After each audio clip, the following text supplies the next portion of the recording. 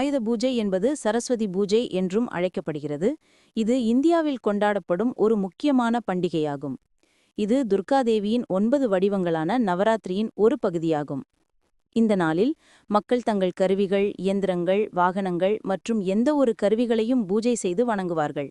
மகிஷாசுர வதம் துர்காதேவி மகிஷாசுரன் என்ற அசுரனை வதம் செய்த நாளாக விஜயதசமி கருதப்படுகிறது.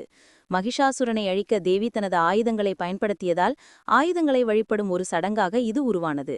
இந்த புராணத்தின்படி அசுரனை வதம் செய்வதற்கு முந்தைய நாள் தேவி தனது ஆயுதங்களை வணங்கியதாக கூறப்படுகிறது. பாண்டவர்களின் ஆயுத பூஜை மகாபாரதத்தில் பாண்டவர்கள் தங்கள் வனவாசத்தின் போது தங்கள் ஆயுதங்களை மறைத்து வைத்திருந்தனர். வனவாசம் முடிந்து திரும்பிய பிறகு அவர்கள் தங்கள் ஆயுதங்களை எடுத்து பூஜை செய்து விஜயதசமி அன்று போருக்கு சென்றதாக ஒரு கதை உள்ளது. இது கல்வி மற்றும் கலைகளின் தெய்வமான சரஸ்வதி தேவியையும் வழிபடும் நாளாகும். எனவே இந்த நாளில் புத்தகங்கள், இசைக்கருவிகள், ஓவியக்கருவிகள் போன்ற கலை மற்றும் கல்வி சார்ந்த பொருட்களை வைத்து வழிபடுவது வழக்கம். மாணவர்கள் தங்கள் படிப்பில் சிறந்து விளங்க சரஸ்வதி தேவியின் அருளை வேண்டுகிறார்கள். ஆயுத பூஜையன்று மக்கள் தங்கள் வீடுகளையும் வேலை செய்யும் இடங்களையும் சுத்தம் செய்கிறார்கள். தங்கள் கருவிகளை சுத்தப்படுத்தி மஞ்சள், குங்குமமிட்டு மலர்களால் அலங்கரிப்பார்கள். தேங்காய், பழங்கள், இனிப்புகள், பொரி, கடலை போன்ற பிரசாதங்களை வைத்து வழிபடுவார்கள். வாகனங்களுக்கு மாலைகள் அணிவிட்டு பொட்டு வைத்து பூஜை செய்வார்கள்.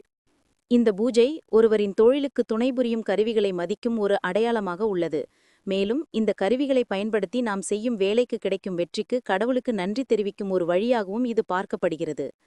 இன்றைய காலத்திலும் ஆயுத பூஜை என்பது நவீன கருவிகளான கணினிகள், மடிக்கணினிகள், தொழில்நுட்ப சாதனங்கள் போன்றவற்றையும் உள்ளடக்கி கொண்டாடப்படுகிறது. இது ஒரு வகையில் நம் வாழ்வின் முன்னேற்றத்திற்கும் வளர்ச்சிக்கும் உறுதுணையாக இருக்கும் ஒவ்வொரு பொருளுக்கும் நன்றி செலுத்தும் ஒரு அழகான பாரம்பரியமாகும்.